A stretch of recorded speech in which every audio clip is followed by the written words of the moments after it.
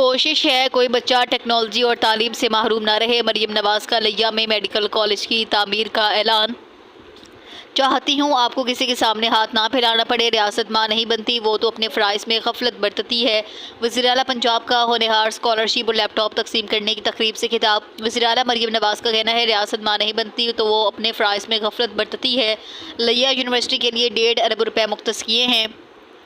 DG Khan university के लिए भी 1.5 अरब रुपए मुख्तस किए हैं। ये मेरा पहला साल है। जैसे जैसे वक्त गुजरता जाएगा मज़ीद बेहतरी की कोशिश करूँगी।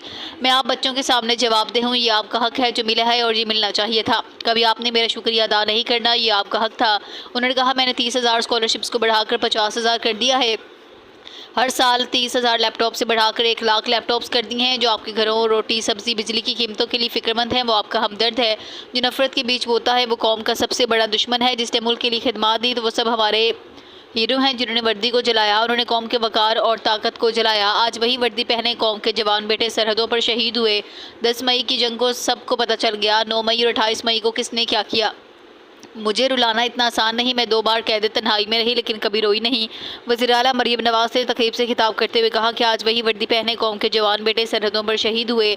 अब आपके मुल्क को कोई मैली आंख से नहीं देख सकता। हम field marshal Asim Munir, air chief और तमाम जवानों को खराज तहसीन पेश करते हैं। जो कौम बुनियानिल मरसूस बन जाए तो दुनिया की कोई ताकत हरा नहीं सकती। पाकिस्तान ने एक छोटा मुल्क होने के बावजूद भारत से जंग जीती है।